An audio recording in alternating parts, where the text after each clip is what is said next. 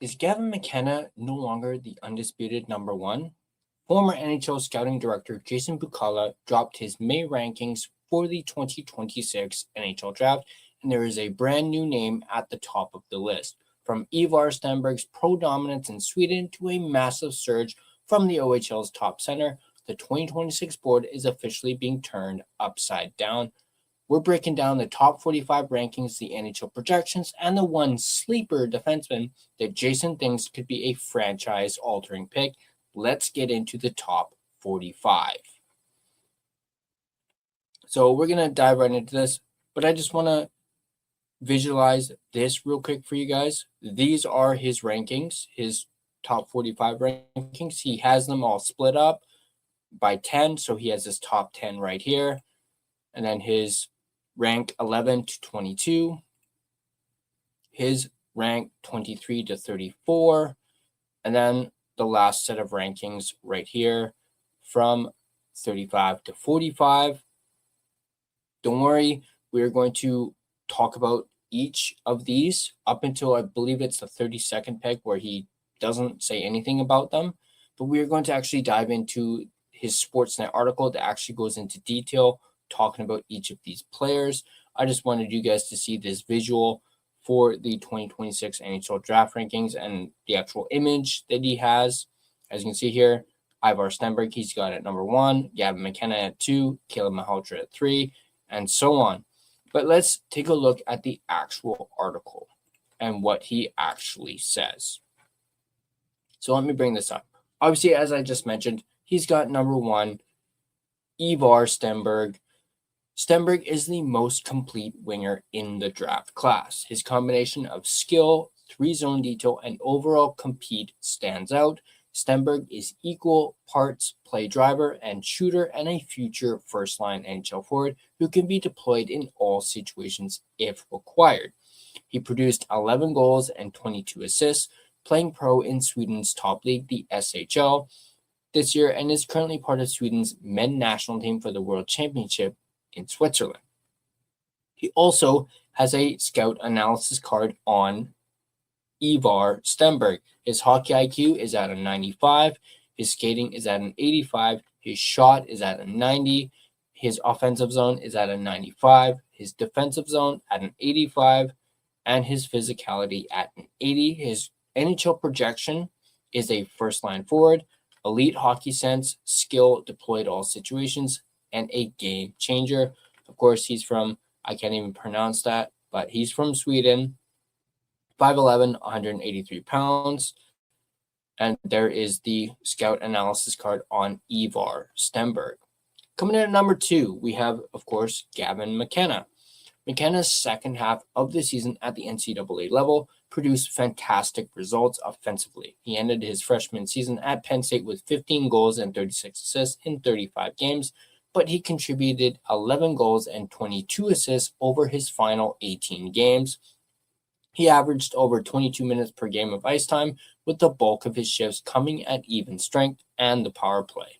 McKenna's defensive detail improved over the course of the season, but he still has work to do off the puck. His -7 in relation to his offense and number of games played is something that stands out for me compared to Stenberg.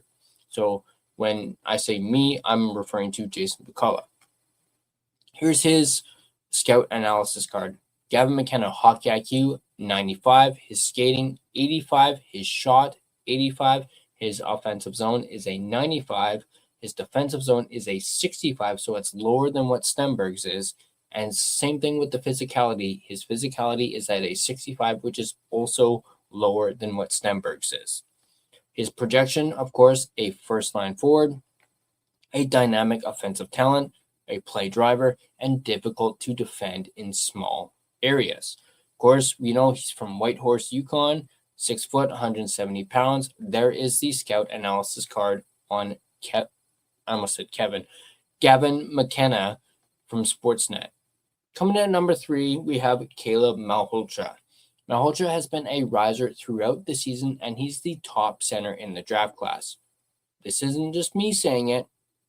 This is Jason Bukala, who obviously knows this stuff, and in his opinion, he says Caleb Malhotra is the top center in the draft class.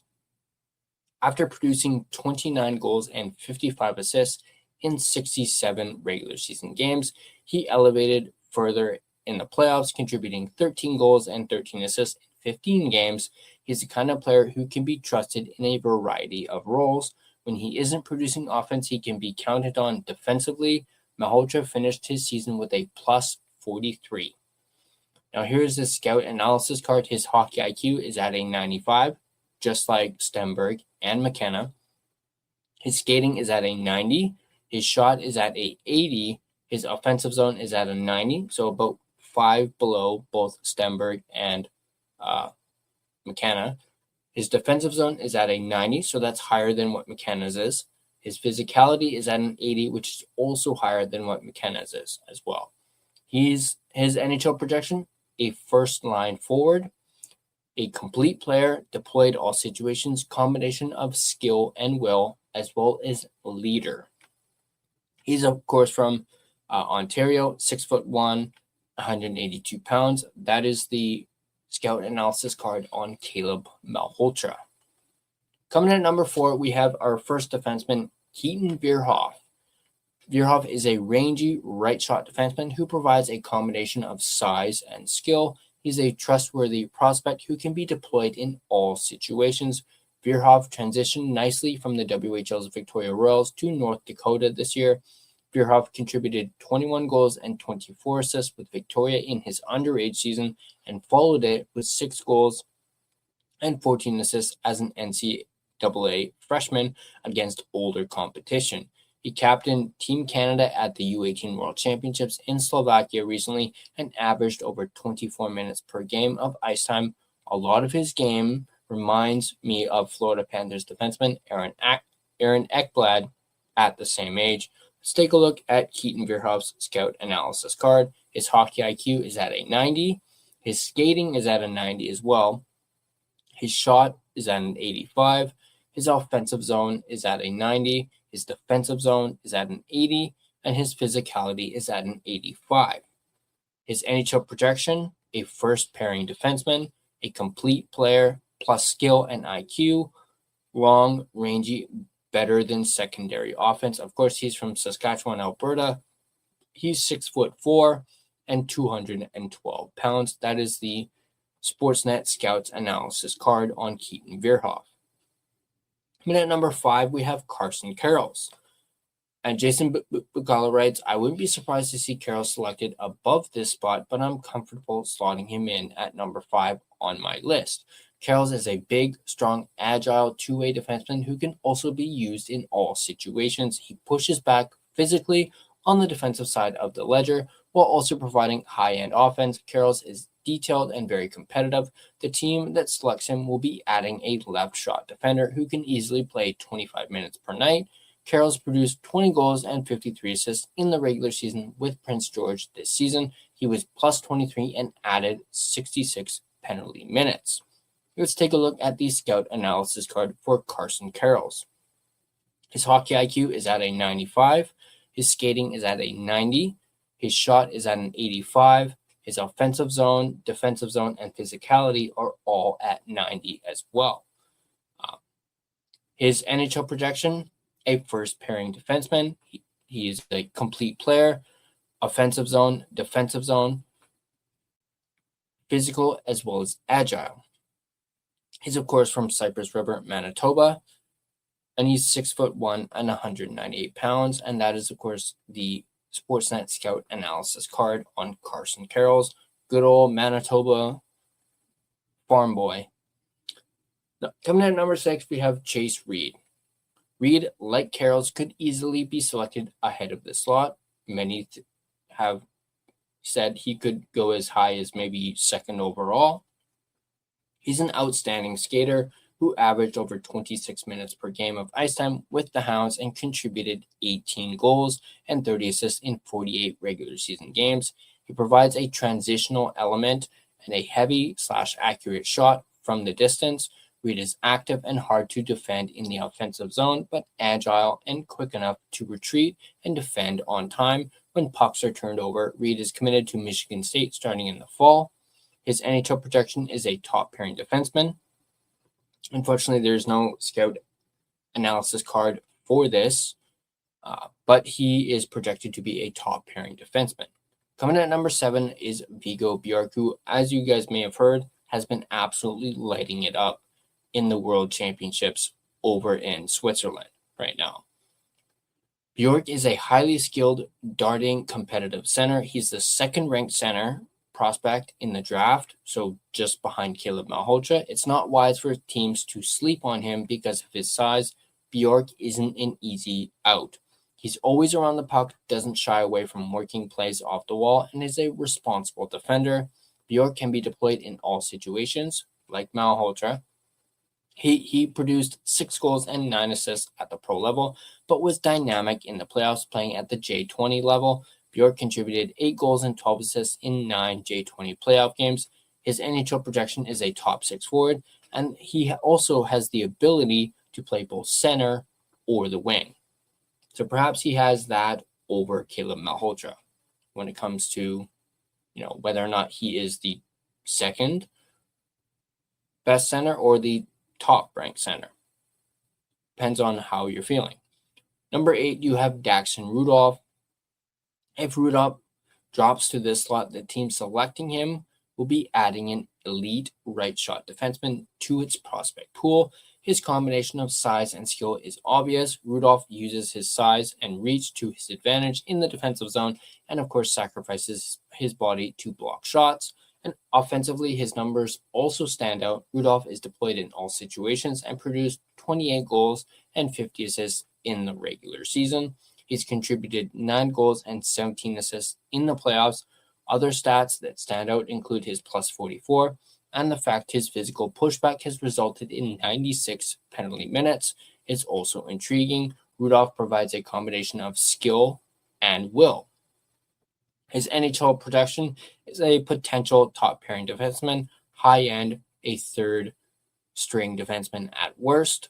Now, of course, Daxton Rudolph plays for the Prince Albert Raiders, who were eliminated from the playoffs, so he's not playing anymore. So those 9 goals and 17 assists may not be completely accurate. This article was written and, published May 15th, a little over a week ago. So just a note for that. Number 9 is, of course, Alexander Command.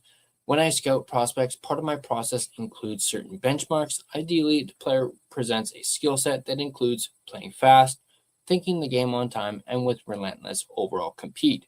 If they tick off these boxes, the rest of the game has a better chance of maximizing at the NHL level. Command is a two-way center who produced 17 goals and 27 assists in 30 regular season games. At the recently completed U18 World Championship, he was arguably Team Sweden's most valuable player. His competitive approach led to physical engagement, defensive zone detail, and 3 goals and 4 assists in 7 games. His NHL projection is a second-line center. Number 10, Tynan Lawrence. Lawrence endured an up-and-down year, but ended on a relatively high note at the U18 Worlds representing Canada. He started the season in the USHL with the Muskegon Lumberjacks before making the move to the NCAA mid-year.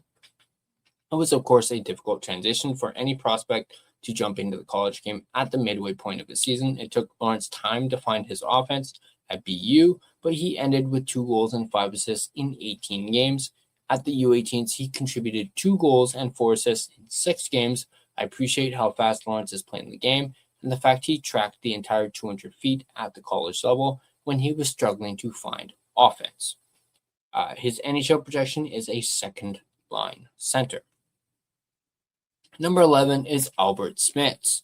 It's difficult to describe Smits' journey this year from a single team perspective. He suited up at the pro level in Finland for Jukurit and Germany for München, as well as the World Juniors, Latvia for the Olympics with Latvia, and the U20 level in Finland for Jukurit.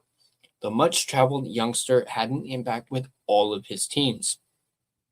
Some of Smith's most impressive results came when he was playing in Finland. He contributed 6 goals and 7 assists in 38 pro games for Liga, and even more impressively produced 6 goals and 4 assists in 5 U20 games at Jukurit. Smits was deployed in all situations representing Latvia on the world stage. He projects as a two-way defenseman who could produce secondary offense. His NHL projection is a second pairing defenseman. Number 12 is Ryan Lynn. Lynn is a transitional defenseman and power play quarterback. His ability to defend and escape pressure in small areas borders on elite. Lynn is comfortable leading the rush on his own or joining as an extra layer. His shot volume increased this year and produced an uptick in goal scoring. Lynn produced 5 goals in his rookie season in the WHL, but increased that to 14 this past season. Overall, Lynn contributed 14 goals and 43 assists this season for the Giants. His defending detail is evolving, but his effort was clear at the U18s. Lynn played with more of a physical presence as well as contributing his usual offense. He ended the tournament with 1 goal and 5 assists and an impressive +7. Lynn will be taking his game to the college level next fall at Denver University. His NHL projection is a second pairing defenseman as well as a power play quarterback. Number 13 is Nikita Klepov. Klepov had an outstanding year in Saginaw. The offensive winger produced 37 goals and 60 assists in 67 regular season games. He was whistled for 43 penalty minutes and finished the season at a +9. Klepov isn't a pure burner. He isn't slow, but his approach to creating offense is calculating, and it speaks to his overall hockey sense. Klepov is as much a shooter as he is a distributor, and he's difficult to defend on the power play. He was deployed in a variety of roles at the OHL level, but his off-puck detail has another level to go to. He will get the opportunity to further his growth as a prospect at Michigan State next season. His NHL projection is a second-line winger. Number 14 is Ethan Belchitz. First thing that stands out about Belchitz is his stature at 6'5". He's a hulking winger who's especially difficult to defend when he handles the puck. His long reach and ability to extend plays is unique compared to some of the names ahead of them on this list. Belchitz suffered a season-ending injury, a broken collarbone, at the end of the regular schedule. The Spitfires missed his services in the playoffs, not surprising considering the power forward accounted for 34 goals and 25 assists in just 57 regular season games.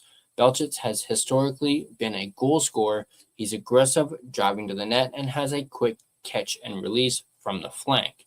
He, too, is committed to Michigan State starting in the fall. His NHL projection is a second-line winger. Number 15, Oscar Hemming. Hemming, like Tynan Lawrence, arrived at the college level midway through the season. He previously competed for Finland at the U18 level, producing 5 goals and 2 assists. Hemming is a power forward who imposes his size on opponents by finishing checks and boxing out defenders around the crease. He's a solid skater on straight lines with room to improve his edges and explosiveness. In time, as he adds even more strength to his frame, he should have no issues skating at NHL pace. Hemming produced 1 goal and 7 assists in 19 games at BC. As in Boston College, he averaged around 16 minutes of ice time, with the bulk of his shifts coming at even strength as well as on the power play. His NHL projection is a second-line winger. Number 16, Adam Novotny. Novotny is another intriguing power style forward who produced 34 goals and 31 assists for the Peterborough Petes. This season, he also represented Czechia at the World Juniors and contributed 3 assists in 7 games. Novotny's game is evolving defensively, but I recognized his effort to block shots and use his strength as an advantage in the second half of the season. After he adjusted to the game in North America, he's historically leaned shooter more than playmaker, and I don't envision his approach changing as he tracks towards the pro game. His NHL projection is a second-line winger. Number 17, JP Hurlbert of the Kamloops Blazers. Hurlbert made the decision to leave the USNTDP last summer to compete in the WHL. The decision certainly agreed with him, and he is now better prepared for his freshman season next fall when he starts school at the University of Michigan. Hurlbert was one of the top scorers in the WHL, producing 42 goals and 55 assists in 68 regular season games. Hurlbert was deployed in all situations. He's reliable on and off the puck and could be a steal at this stage of the first round. His NHL projection is a second line center. Number 18 is Liam Ruck of the Medicine Hat Tigers. Liam is the first of the Ruck twins to land on this list. His brother Marcus appears at the tail end of the first round. Liam is a goal scorer who finished with 45 goals in 68 WHL games and finished second behind his brother in WHL points with 104. Liam cooled off somewhat in the playoffs, where he contributed 8 goals and 4 assists in 14 playoff games. I appreciate Liam's ability to find pucks in the middle of the ice and or drive to the net off the edge. Almost all of his goals have come from between the faceoff dots in the offensive zone. He isn't the biggest forward in the draft, but he has a historical knack for scoring goals in big moments. His NHL projection is a second line forward. Number 19 is Elton Hermanson. Hermanson is a skilled play-driving winger who has the ability and vision to make plays in small areas. He spent the majority of his season playing at the pro level in Sweden's second division, producing 11 goals and 10 assists in 38 regular season games. He's shown at the recently completed U18 Worlds, competing against his peer group. Hermanson contributed 4 goals, 8 assists in 7 games at the Worlds. The bulk of Hermanson's shifts come at even strength and on the power play. Although his statistical profile provides a picture of a shooter, Hermanson has sneaky playmaking upside as well. His NHL projection is a second line forward. Number 20, we have Maddox Desjardins. Apologies if I mispronounce that, or if I mispronounce anyone's name for that matter. At this time of season in the Stanley Cup playoffs, forwards with Desjardins' profile are extremely valuable. The Toronto Maple Leafs were able to fetch a first-round pick in exchange for a similar player in Nicholas Waugh at this year's deadline. For example, Desjardins provides a power style in the middle of the ice and the ability to move to the wing if required. All of his ice time came at even strength and the power play in Quebec this year. But he has the commitment and hockey sense to be used on the penalty kill as well. Desjardins is a hard out along the boards and in front of the net. He's a solid skater who produced 30 goals and 32 assists in the regular season this year, followed by 3 goals and 3 assists in 11 playoff games. Desjardins also represented Canada at the U18 Worlds and ended the tournament with 1 goal and 1 assist and a +5 rating.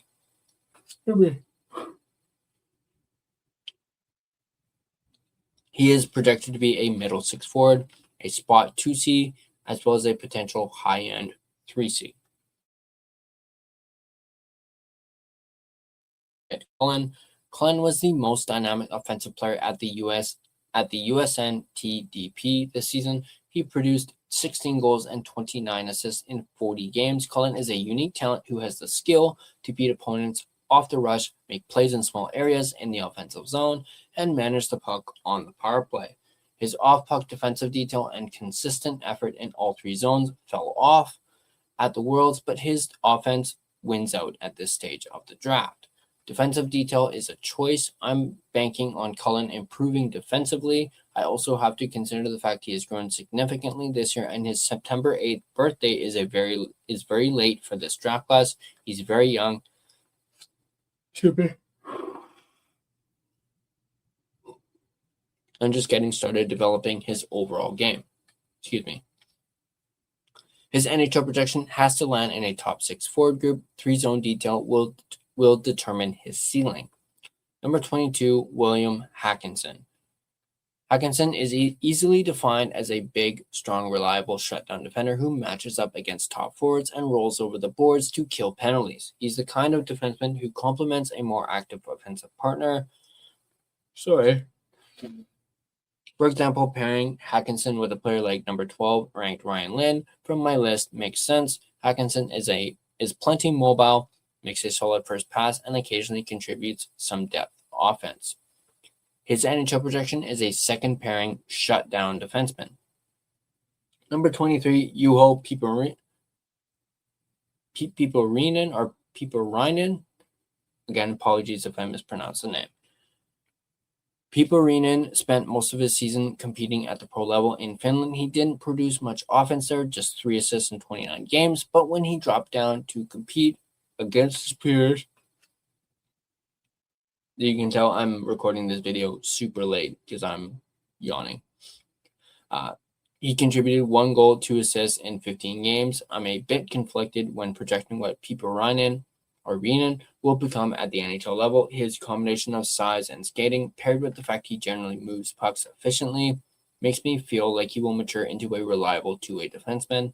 On the other hand, he might simply end up slotting in a shutdown role similar to Hackinson if his offense doesn't evolve. Either way, Piiparinen is an attractive target at this stage of the draft and a safe pick. He has the skill and hockey sense to be deployed in a variety of roles. His NHL projection is a second pairing two-way defenseman. Next up, we have Ilya Morozov. Morozov is the youngest NCAA draft eligible prospect in this class.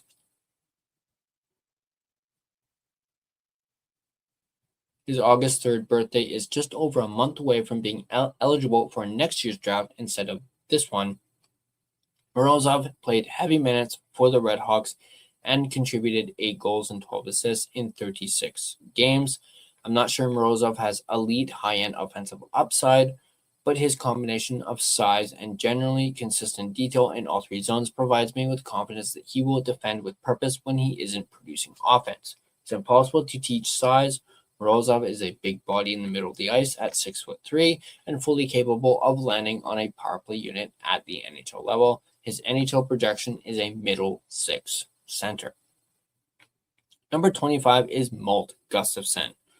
Gustafsson is an interesting prospect. The left shot defender is an excellent skater who appears capable of producing more offense as he matures. He competed in Sweden's top pro league for most of the year, but his time on ice ranged wildly. There were nights he was deployed for less than 5 minutes, but also games that saw him skate over 15 total minutes. When he competed with the U18 national team, Gustafsson was deployed in all situations and averaged over 24 minutes per game.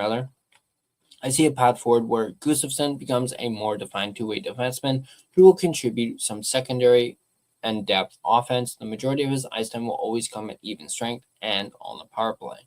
His NHL projection is a number 4 two-way defenseman. Number 26, Oliver Suvanto.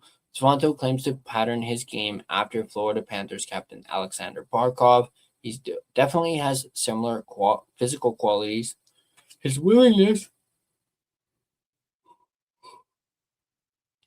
to battle along the boards and create space for his line mates, but with his size, but Suvanto doesn't project to have the same offensive upside. Having said that, a player like Suvanto contributes to the overall team success. He moves well for his size, is committed defensively, and has enough skill to play the bumper or net front position on the power play.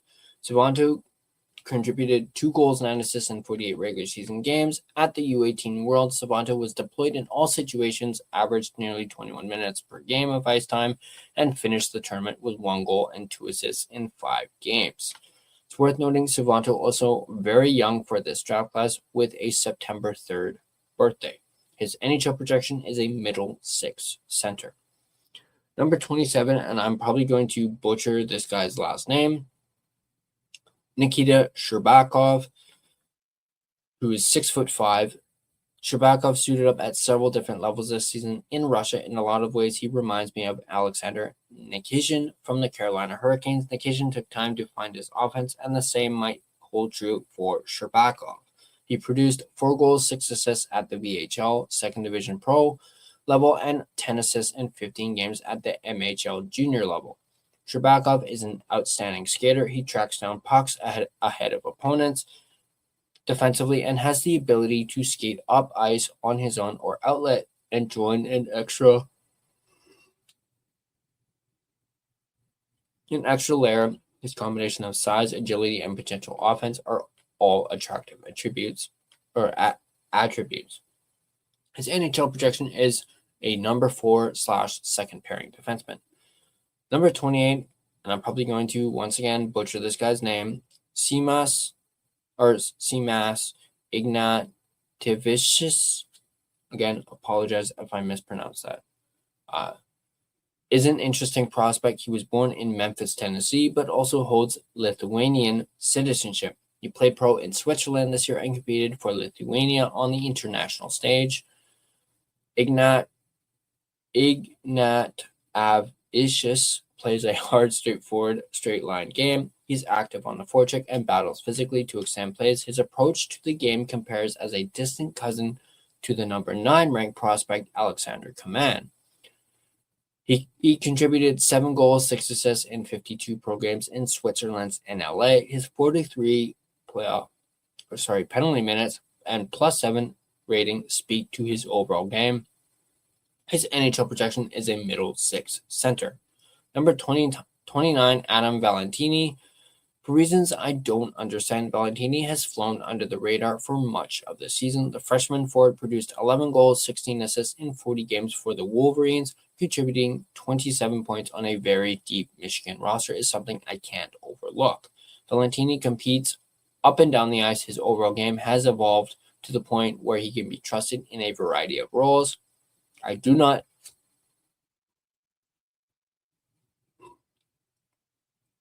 envision Valentini killing penalties at the pro level, but he plays quick and has solid offensive upside. Valentini represented Canada at the U18s in Slovakia and contributed 3 goals, 2 assists in 5 games. He was also a +3. His NHL projection is a middle 6 forward who can play both center and the wing. Number 30, the other Ruck twin, Marcus Ruck. Marcus is a different player than his brother Liam, who was ranked 18. Marcus is a playmaker/distributor compared to Liam, who is a goal scorer. Much of Liam's success has come off primary assists from Marcus. Some players see how plays are developing 1 or 2 sequences ahead of time, and Marcus is one of those players. He saw between 18 and 22 minutes of ice time on a nightly basis and was used in all situations. Like his brother, Marcus needs time to add strength to his frame. I would also like to see his skating go to another level as he develops. Marcus won the WHL scoring title with 21 goals and 87 assists and followed up with 4 goals and 9 assists in the playoffs. His NHL projection is a middle 6 center. Number 31 is Xavier Villeneuve. I was excited to track Villeneuve this season after he contributed 12 goals, 50 assists in his rookie season. This year didn't exactly go as planned as Villeneuve fought through injury and ended up only playing 37 regular season games for Blainville. The transitional defenseman and power play quarterback ended up producing 6 goals, 32 assists in those contests and followed up his regular season with 6 goals and 8 assists in 17 playoff games. Villeneuve is obviously light. He will need to add a significant amount of strength to his frame before he arrives at the pro level. Having said that, he isn't a wilting violet when it comes to engaging physically. He never shies away from battling for pucks to create turnovers or extend plays in the offensive zone. His NHL projection is a middle pairing defenseman. Number 32 is Tommy Bleel. Apologies if I mispronounce that or if it's Blale. Blale exploded onto the scene in Moncton this season and has taken full advantage of the opportunities he has been provided. Blale has been deployed in all situations for the Wildcats and averaged nearly 24 minutes of ice time per game in 82 games between the regular season and playoffs so far. Blale has registered 19 goals and 87 assists. He's similar to Villeneuve in stature, but he's a right shot. I have the 2 transitional defenders side by side in my rankings for a reason. If one of these names goes off the board, a team searching for a Lane Hudson type of prospect will have another name in the hat to choose from. His NHL projection is a middle pairing defenseman. Now, these after 32 is where the actual descriptions end, and he has right now ranked at 33 Ben McBeth, who is a left shot defenseman. He has at 34 Niels Bartholdson. Apologies if I mispronounce that as well. A right winger. 35 Nicholas Aram Olsen, a winger. Jack Hextall, a center at 36. 37 is Casey Mutrin, a right winger. 38 Maxim Sokolovsky, a left shot defenseman. At 39 Pierce, I don't even know how to pronounce that, Mabui, a left winger. At 40 he has Mathis Preston, who is a center. He has 41 Adam Golgier, a right shot defenseman. At 42 he has Marcus Nordmark, who is a right winger. At 43 he has Ryan Rubrick, also a right winger. At 44 he has Igor Shilov at center. And lastly, he has at 45 Ryder Kelly, who is a center. So there you go. There is the top 45 rankings for Jason Bukala. I want to know what you guys think about these rankings. You know, would you swap some of these around? Let me know what you guys think about Jason Bukala's latest May rankings. He mentioned that he's going to have one final rankings. We will, of course, cover that one when he releases those rankings. But I want to know what you guys think about Jason Bukala's top 45 rankings. Let me know what you guys think once again in the comments down below. Just a quick little visual for you guys once again of the top 10, as well as the from 11 to 22, and then 23 to 34, and then lastly the 35 to 45 ranked. Just a little extra visual for you guys there. But let me know what you guys think in the comment section down below. And of course, this video is presented by and sponsored by none other than, of course, DraftKings Sportsbook, an official sports betting partner of the NHL. The Stanley Cup playoffs are here, and DraftKings Sportsbook, an official sports betting partner of the NHL, has a new customer offer. When the ice gets coldest, the best players in the world show you exactly who they are. Playoff warriors turn it up round by round, and DraftKings turns it up with them from the first round all the way to the Stanley Cup final. Bet player props, bet live from the opening faceoff to the final horn. Every moment matters. New DraftKings customers bet just $5 and you'll get $100 in bonus bets instantly. Download the DraftKings Sportsbook app and use code THPN so you're ready for the moment. That's code THPN. Turn $5 into $100 in bonus bets instantly in partnership with DraftKings. The crown is yours. Gambling problem? Call 1-800-GAMBLER or 1-800-MY-RESET. New York, call 877-8-HOPE-NY or text HOPE-NY. Connecticut, call 888-789-7777 or visit ccpg.org. On behalf of Boot Hill Casino in Kansas, wager tax pass-through may apply in Illinois. 21 and over in most states, void in Ontario. Restrictions apply. Bet must win to receive bonus bets which expire in 7 days. Minimum odds required. For additional terms and responsible gaming resources, see sportsbook.draftkings.com/promos. Limited time offer. Thank you guys for watching. If you guys enjoyed this video, on your way out, you can like the video as well as subscribe to The Line Change for more Canucks as well as draft-related content. You can also become a member of The Line Change to receive exclusive perks and members-only videos, including early access to videos such as like this one. Once again, thank you guys for watching, and I'll catch you guys in the next video.